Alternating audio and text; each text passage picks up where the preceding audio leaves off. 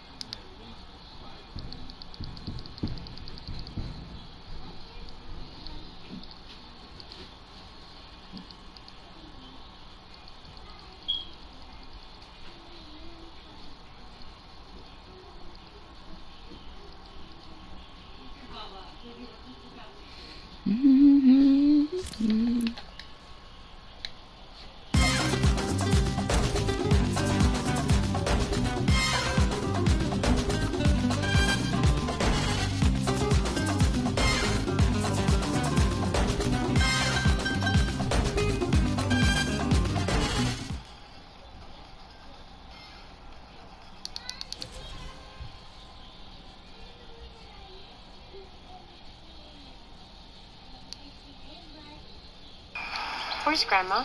I'm here. Spacious rear cargo area in the new Subaru Forester. Did you know the average person spends 4 years of his life looking down at his cell phone? Kinda ironic, ain't it? How these touch screens can make us lose touch. But it's no wonder in a world filled with iMacs, iPads, and iPhones, so many eyes, so many selfies, not enough us's and we's. See, technology has made us more selfish and separate than ever. Because while it claims to connect us, connection has gotten no better. And let me express first, Mr. Zuckerberg, not to be rude, but you should reclassify Facebook to what it is, an anti-social network. That's why we may have big friend lists. So many of us are friendless all alone, cause friendships are more broken than the screens on our very phones. We sit at home on our computers measuring self-worth by numbers of followers and likes. Ignoring those who actually love us, it seems we'd rather write an angry post than talk to someone who might actually hug us. Am I bugging? You tell me, cause I asked a friend the other day, let's meet up face to face. They said, alright, what time you want to Skype? I responded with OMG, SRS, and a bunch of SMHs and realized, what about me? Do I not have the patience to have conversation without abbreviation? This is the generation of media overstimulation. Chats have been reduced to snaps. The news is 140 characters. Videos are 6 seconds at high speed. And you wonder why ADD is on the rise faster than 4G LTE. But get a load of this. Studies show the attention span of the average adult today is 1 second lower than that of a goldfish. So if you're one of the few people or aquatic animals that have yet to click off or close this video, congratulations. Let me finish by saying you do have a choice, yes? Because for my friends, we cannot autocorrect. We must do it ourselves. Take control or be controlled, make a decision. Me? No longer do I want to spoil a precious moment by recording it with a phone. I'm just gonna keep them. I don't want to take a picture of all my meals anymore. I'm just gonna eat them. I don't want the new app, the new software, or the new update. And if I want to post an old photo, who says I have to wait until Thursday? I'm so tired of performing in the pageantry of vanity and conforming to this accepted form of digital insanity. Call me crazy, but I imagine a world where we smile when we have low batteries. Cause that'll mean we'll be one bar closer to humanity.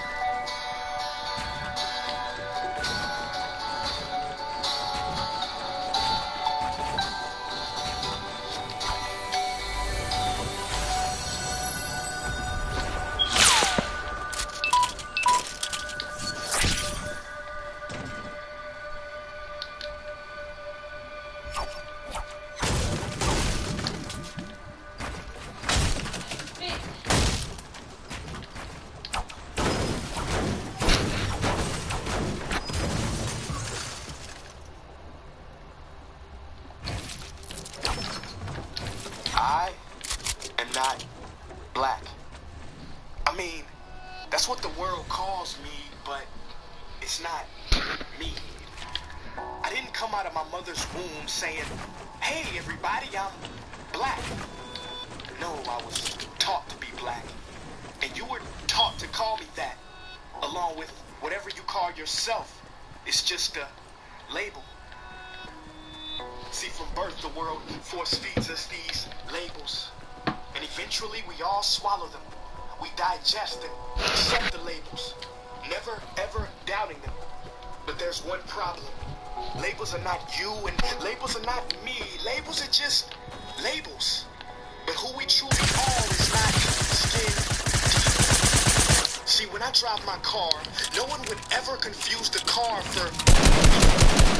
Well, when I drive my body, why do you confuse me for my body? It's my body. Get it? Not me. Let me break it down. See, our bodies are just cars that we operate and drive around. The dealership we call society decided to label mine the black edition, yours the Irish or white edition. And with no money down, 0% APR, and no test drive, we were forced to own these cars for the rest of our lives. Forgive me, but I don't see the logic or pride inside myself. Screw off, I'm not even gonna watch you or acknowledge you. Because who we truly are is found inside. Listen, I'm not here to tell you how science has concluded that genetically we're all mixed and race in the human species doesn't exist, or how every historian knows that race was invented in the 15th century to divide people from each other and it has worked perfectly. No, I'm not here to lecture. I just want to ask one question. Who would you be if the world never gave you a label? Never gave you a box to check? Would you be white, black, Mexican, Asian, Native American, Middle Eastern, Indian? No. We would be one. We would be together. No longer living in the era of calling human beings black people or white people. These labels that will forever blind us from seeing a person for who they are, but instead seeing them through the judgmental, prejudicial, artificial filters of who we think they are. And when you let an artificial label define yourself, then my friend, you have chosen smallness over greatness and minimized yourself. You find and divided yourself from Look, 57 headshot. undeniable fact that when there is division, there will be conflict. Conflict starts wars. Therefore, every war is started over labels. It's always us versus them. So the answer to war, racism, sexism, and every other ism is so simple that every politician has missed it. It's the labels. We must rip them off. Isn't it funny how no baby is born racist, yet every baby cries when they hear the cries of another? No matter the gender, culture, or color, proving that deep down we were meant to connect and care for each other. That is our mission, and that is not my opinion. That is the truth in a world that has sold us fiction. Please listen, labels only distort our vision, which is why half of those watching this will dismiss it or feel resistance and conflicted. But just remember, so did the caterpillar. Before it broke through its shell and became the magnificent butterfly.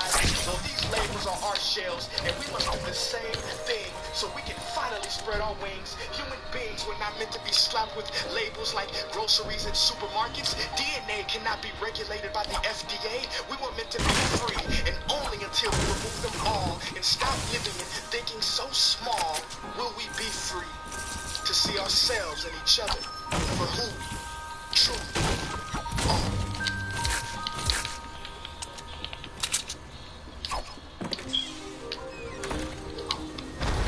So what can we do in the face of all this madness and chaos? What is the solution?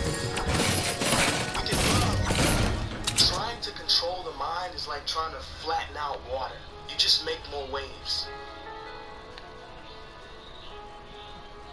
Why are we making such a big deal? Because everything is on sale at Ringmore and Flanagan. Save big on living rooms, dining rooms, and bedrooms. And with delivery in 3 days or less, your home will be a big deal in no time. Find it, feel it, furnish it fast. Shop now at Ringmore and Flanagan.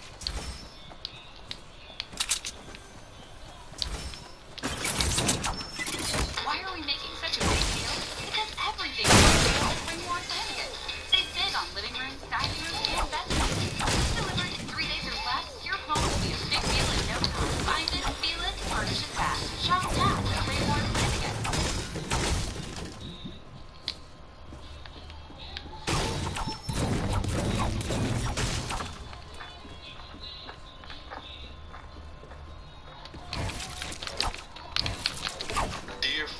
generations. I think I speak for the rest of us when I say, sorry. Sorry we left you with our mess of a planet. Sorry that we were too caught up in our own doings to do something. Sorry we listened to people who made excuses to do nothing. I hope you forgive us. We just didn't realize how special the earth was. Like a marriage gone wrong. We didn't know what we had until it was gone. For example, I'm guessing you probably know it as the Amazon desert, right? But believe it or not, it was once called the Amazon rainforest, and there were billions of trees there, all of them gorgeous, and... Oh, you don't know much about trees, do you?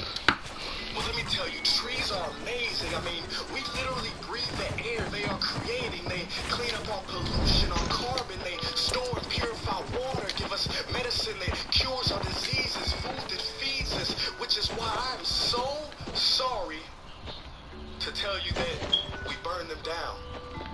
Cut them down with brutal machines, horrific, at a rate of 40 football fields every minute. That's 50% of all the trees in the world gone in the last 100 years. Why? For this. Money. And that wouldn't make me so sad if it weren't so many pictures of leaves on it. You know, when I was a child, I read how the Native Americans had such consideration for the planet that they felt responsible for how they left the land for the next 7 generations.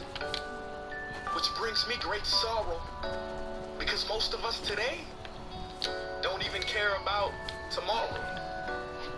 So I'm sorry. I'm sorry that we put profit above people, greed above need, the rule of gold above the golden rule. I'm sorry we use nature as a credit card with no spending limit, overdrafting animals to extinction, stealing your chance to ever see their uniqueness or become friends with them. Sorry we poison the ocean so much that you can't even swim in them.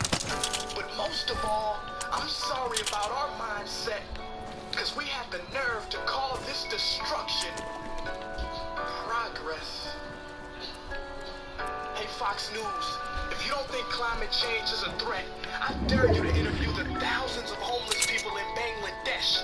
See, while you were in your penthouse nestled, their homes were literally washed away beneath their feet due to rising sea levels. And Sarah Palin, you said that you love the smell of fossil fuels. Well, I urge you to talk to the kids in Beijing who are forced to wear pollution masks just to go to school. See, you can ignore this, but the thing about truth is, it can be denied, not avoided.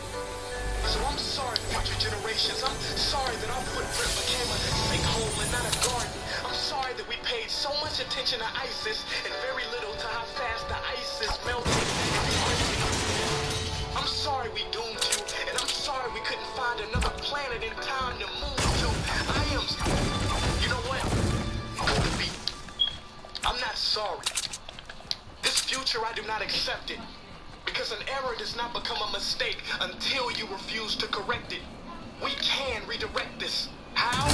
Let me suggest that if a farmer sees a tree that needs the branches to diagnose it, they look at the root. So like that farmer, we must look at the root, and not to the branches of government, not to the politicians run by corporations. We are the root. We are the foundation of this generation. It is up to us to take care of this planet. It is our only home. We must globally warm our hearts and change the climate and realize that we are not a part of nature. We are a part of nature. And to betray nature is to betray us. To save nature is to save us. Because whatever you're fighting for, racism or poverty, feminism, gay rights, or any type of equality, it won't matter in the least. Because if we don't all work together to save the environment, we will be equally extinct. So,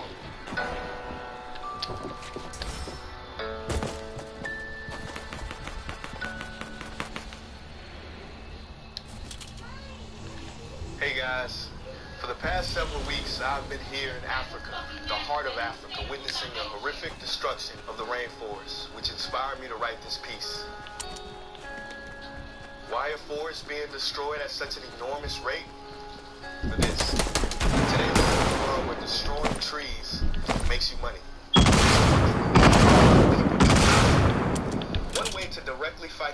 solution is to stand for trees. By standing for trees, not only can you save the lives of trees, help forest communities, and protect the rights of animals to live in their homes, but you will also balance the amount of pollution that you yourself give off with your everyday activities, making you a part of the solution, not the problem.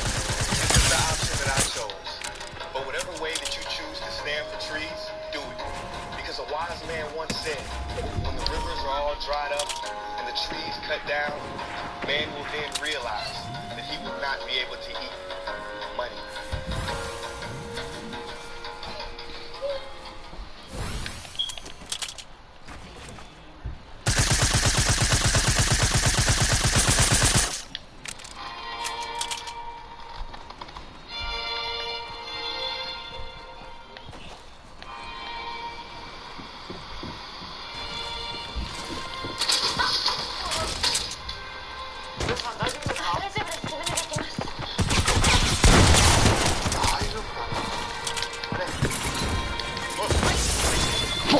Like what?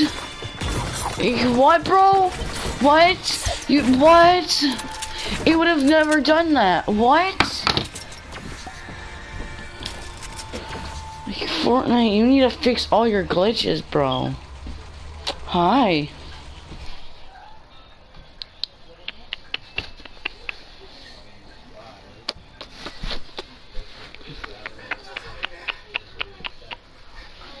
It's a good boy.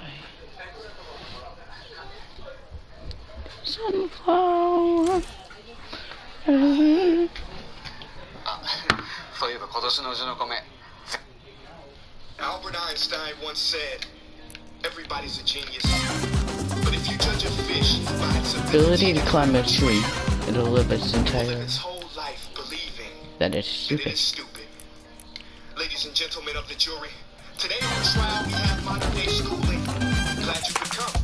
Not only does he make fish climb trees, but also makes them climb down and do a 10-mile run. Tell me, school, are you proud of the things you've done?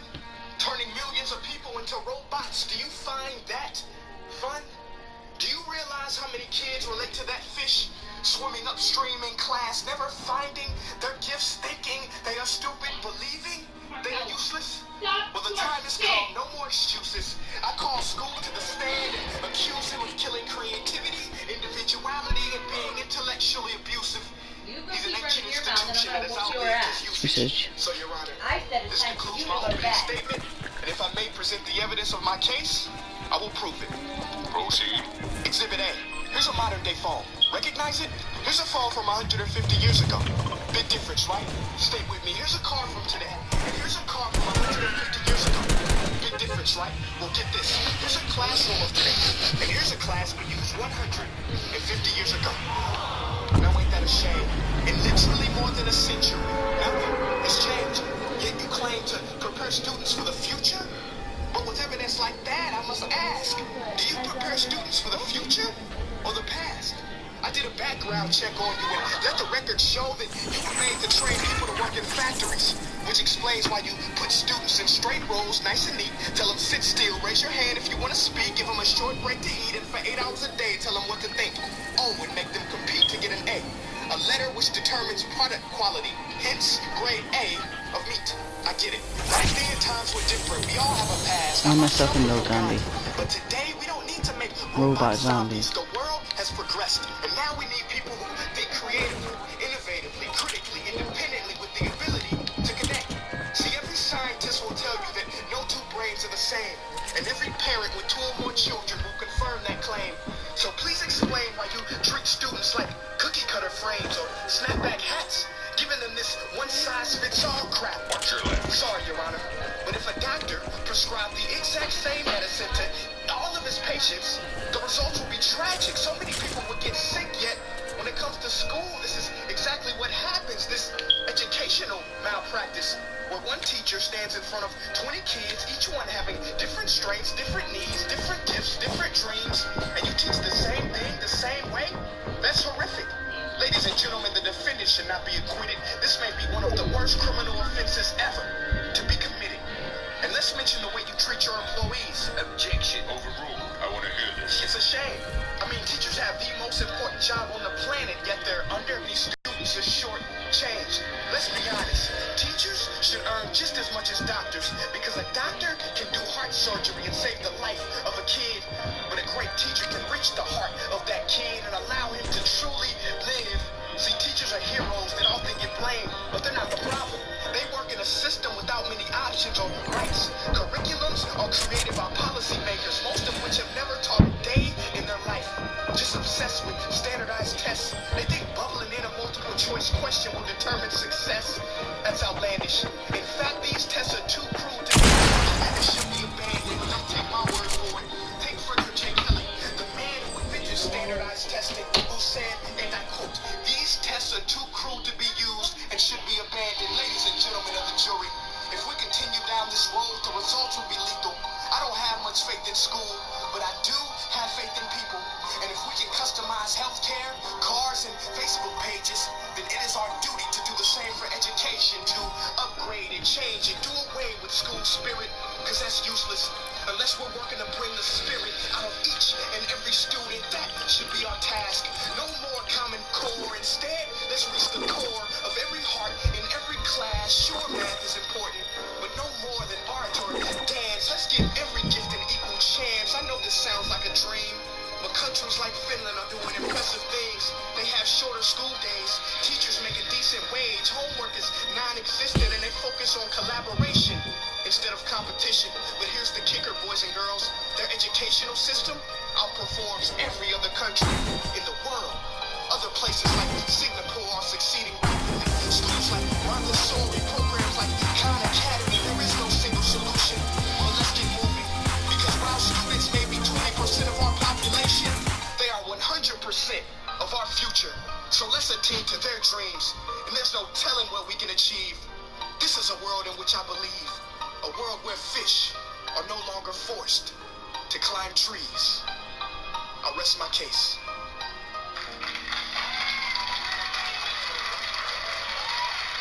I don't really like the final stage. I'm digging this gemstone. Hey guys, my name is Prince EA, and I want to say thank you so much for watching my video. But now, I want to know what you think. How can we together create a more efficient, effective, and just better future of learning? I want you to visit netstate.com/preorder the future and share your thoughts and ideas on the topic. Peace.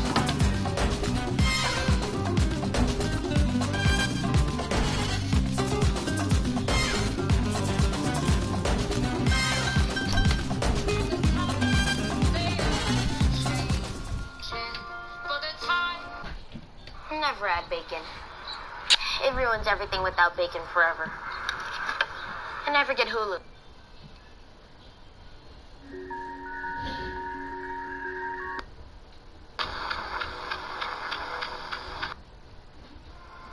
Fun fact.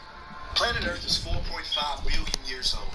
Mankind, about 140,000 years old. Let me put that in perspective.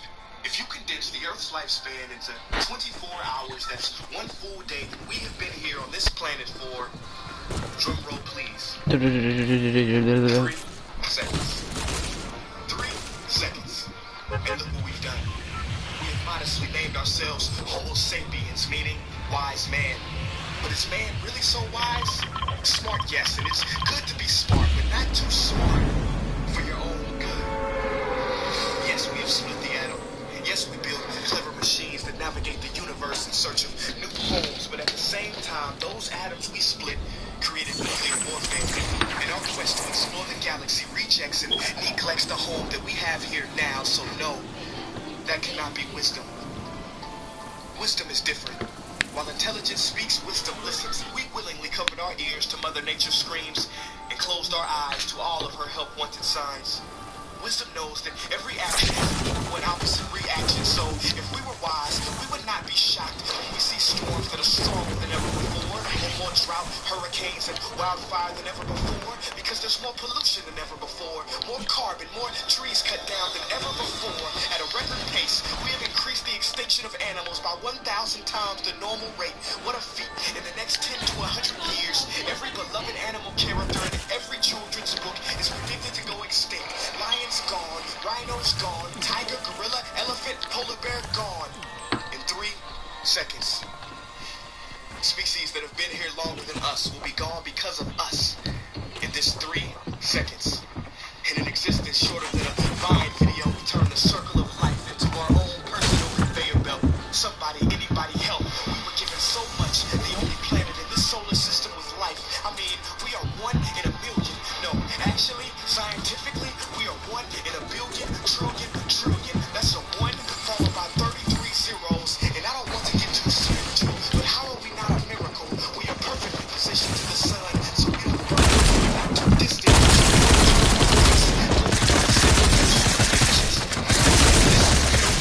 But we are given medicine from trees, not coincidentally, because like the song says, we are family. Every species is connected genetically from the sunflower to the sunfish, and this is what we must recognize before it's too late, because the real crisis is not global warming, environmental destruction, or animal agriculture. It is us. These problems are symptoms of us, byproducts of us. Our inner reflection, loss of connection has created this misdirection. We have forgotten that everything contributes to the perfection of Mother Nature. Corporations keep us unaware, disconnected, but they have underestimated our strength. Contrary to popular belief, millions are waking up out of their sleep, seeing our home being taken right up under our feet.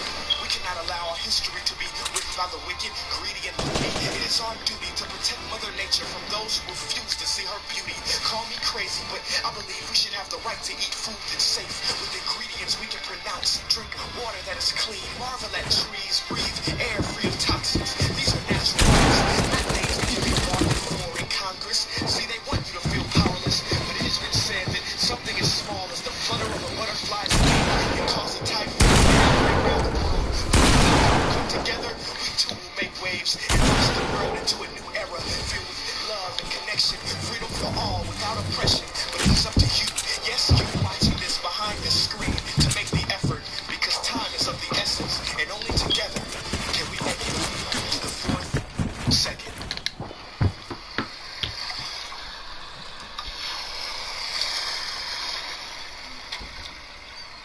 No. We can no longer rely on those who have polluted our air, water, and sea for a solution. There will be no Iron Man coming with a super technological fix. Hey, what's up, Jordan? In fact, we cannot save Oh the my world, God. but we can I gotta get save the off, world. bro. We must do something about Alright. our trees. Trees Well, you have to go to bed? Yeah. Them is causing more than 7 billion tons of greenhouse gas emissions each year. If we don't stop the destruction of the world's forests, we will not be able to solve climate change. Period. For the past year, I've been supporting Stand for Trees, a platform that puts the power of change back into the hands of the people. They allow you to take responsibility for your carbon footprint and directly protect the threatened forests, forest communities, and wildlife of the world. If millions of us support Stand for Trees right now, we could actually do something about climate change and environmental destruction. Only through the collective actions of us all will we have a future full of forests, forests that are full of life, and a planet that is full of harmony. Please join me and go to standfortrees.org to save a forest and to save our future. Hey, I don't care who you are, what race, what age, what gender. I don't care about any of that stuff. But what I do know is that you have a dream inside of you. And that dream you have kept hidden from the world. You've made excuses for it. You've delayed it. She's so sweet. Love. Seems like everybody has their own definition for it, right? Some people love their cats, their dogs, their cars, their shoes. Some people love their husbands. Some people love sex. One thing's for sure is that everybody wants to be loved, but not many people are good at it. But the question still remains, what the hell is it? See, the truth is, we have forgotten what real love is. Our ideas about love come from storybooks, romantic comedies, popular songs, Facebook memes, right? And they all show this type of fuzzy, romantic type of love.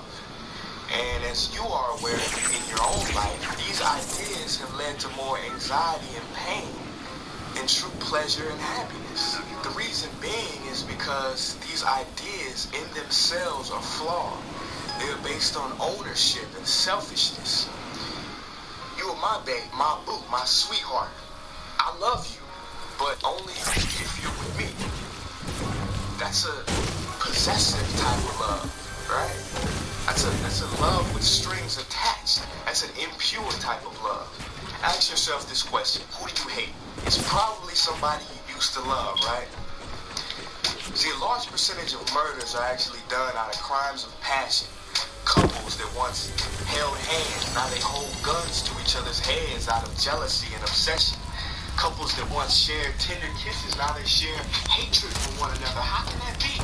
How can love ever turn to hate in a single instant? Was that love? My answer is no. It wasn't love.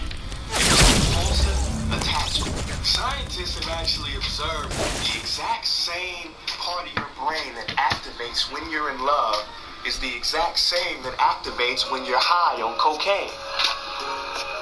So the cycles of pain and pleasure that a lot of us go through in a relationship makes us feel alive, but so does heroin, right?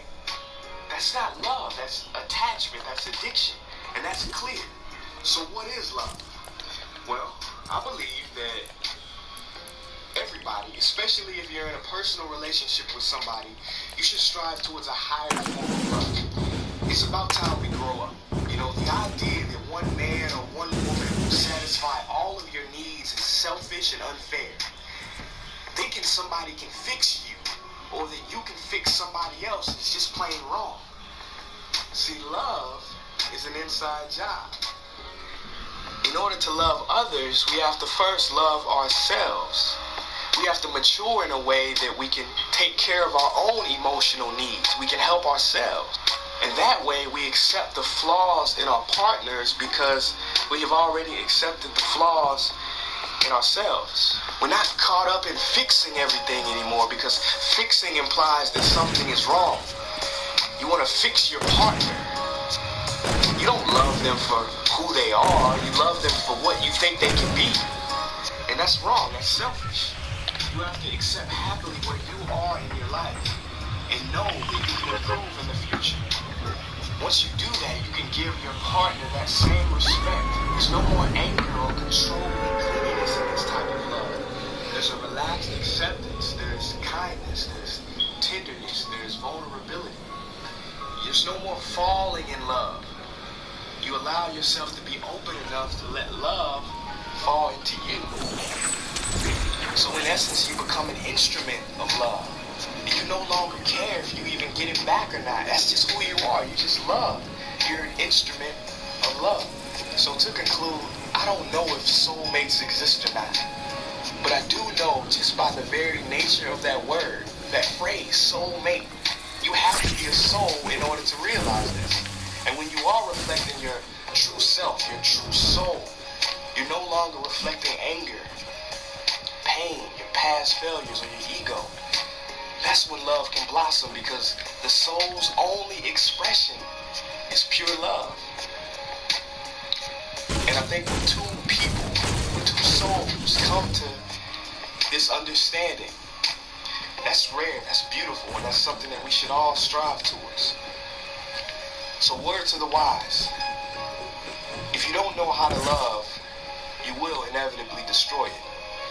Because it's like trying to be a master carpenter. If you don't know how to use the tools, chances are you'll cut your hand. Love. Peace.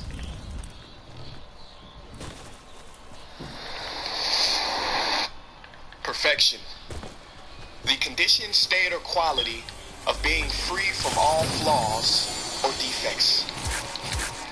I think the actual definition should be a 10-letter word describing something that doesn't exist, or prison, maybe straitjacket. See, perfection is a virus, a tumor, a growth. It infects the mind of who it attaches itself to until it eventually destroys the host. I hate the very word perfection. It has driven me crazy for years, guided by fear. I was constantly comparing myself to my peers, stressing and striving to reach some idea that only existed in here. Oh, you thought perfection was real? Well, I disagree. I mean, have you ever seen a perfect tree? In real life, have you ever gone into a forest and seen a perfect tree? Nah, see, they all got a little something going on. Some lean this way, some lean that way, some have a little too much moss, and some got a whole bunch of bark that's been ripped off, but somehow, they're all beautiful. But when it comes to people, we don't seem to see that we are all beautiful in all of our expressions, so we dissect ourselves into pieces, judging each other, thinking perfection is something we can achieve, which leads us to feeling depleted and defeated. But Salvador Dali said it best: have no fear of perfection because you'll never reach it. Ladies and gentlemen, there are two doors in life. Door number one, be perfect and be admired. Or door number two, be real and be loved. I say choose door number two, and choose it quick, because life's too short to try to live up to something that doesn't even exist. It makes no sense. So please create your own unique expression. Color outside the lines. Be the pretzel that refuses to nod. Be the marble that doesn't quite roll right. Do the dance that nobody's ever seen before. And don't worry if people stop and stare. I mean, if the Leaning Tower of Pisa was straight, nobody would care. See, when mistakes are made, beauty is birthed. You know why they call it the Model T? Because that's how many years it took for Henry Ford to get that darn car to work. So don't worry about always being first and getting it right.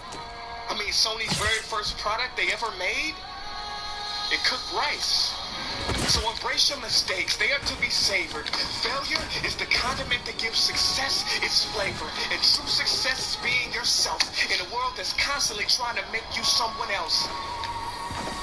You know, I was reading the other day about a Japanese tradition called kintsugi. It's an object race that fill the cracks with pure gold, because they believe that when something suffers damage and has a history, it is all the more beautiful. So I say love your cracks. You may call it brokenness, but it is the way your light will shine through. And if you have no one in your corner, then consider me your supporter, and we will smile together as society tries to diagnose our gifts as disorders.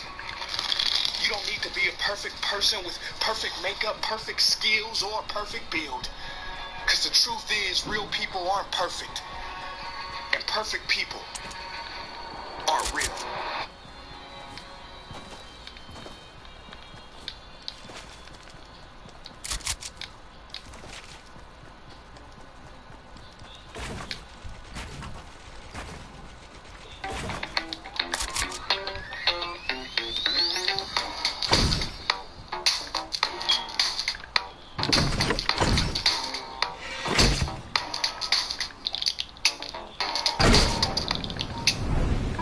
Imagine that you own $1 million racehorse.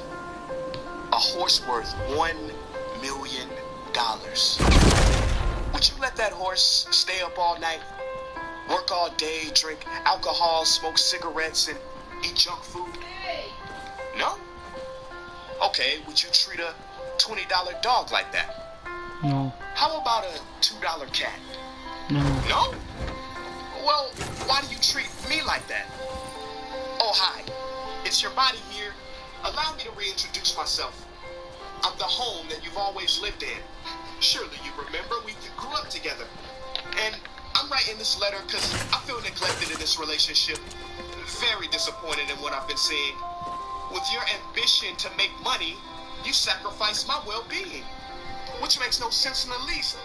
Because when I get sick, you sacrifice that same money to recuperate me. And what's even more ironic is, with all your interest in profit, you can't even see the truth. That I'm worth over $1 billion. Don't believe me? Okay, I'll prove it. If someone came to you with a check for $1 million, right, and said, here, all I want in return is your eyesight. You will never be able to see another sunset for the rest of your natural life. Would you take that deal? Okay, let's up the bid. Suppose he had a check for $10 million instead. And if you accepted, you would no longer have use of your arms or legs. Would you take that deal? No. I can answer that for you. No. See, those are silly options because you know that as your body, I am worth over $1 billion. And don't get me started with the heart. I mean, if I was a company, right? This heart wouldn't get employee of the month. It would get employee of the life. Because throughout your entire existence as a person, your heart never stops working. Even when you're sleeping, it doesn't stop beating. That's every second, every minute, every day. And come to think of it, I can't recall you ever saying thanks. Anyway, I don't want this to come off as rude. Just asking for a little attention here, dude. I know you try to make me look perfect when you're Instagramming, but we both know you've been taking me for granted. Consider this an opportunity. After this video ends, don't click to the next one like you do usually.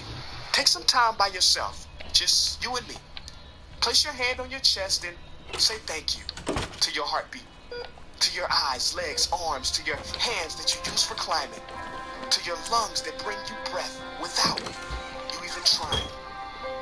I do it all for you, because you come first, because you're my homie. We go way back, don't we? Like birth? I just think it's time you start treating me what I'm worth.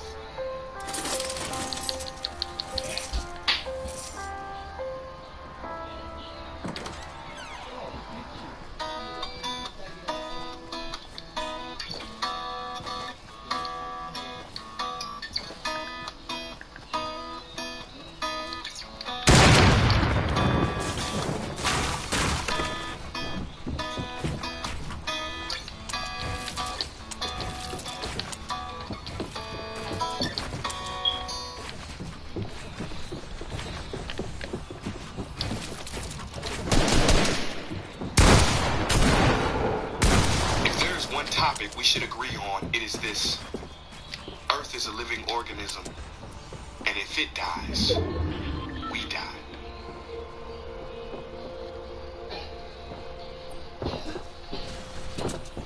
I picked my nephew Tommy up from school last week. Usually a happy kid, but today Tommy had a frown on his face as he walked to the car. As he got in the passenger seat, I said, "T, what's wrong?" He said, "Uncle, why don't people get it?" I said, "Get what? What do you mean?"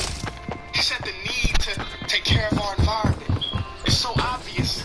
I said, "Well, break it down for me." He said, "Trees clean the air. Man builds factories. Factories poison destroys trees.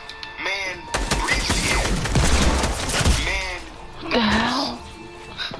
I need to remember to switch. And after I picked my jaw off the Fucking ground from default. here, one of the most profound statements from anyone. We all know you're not a real default. You're just trying to seem like it. Then I guess factories will rule the earth.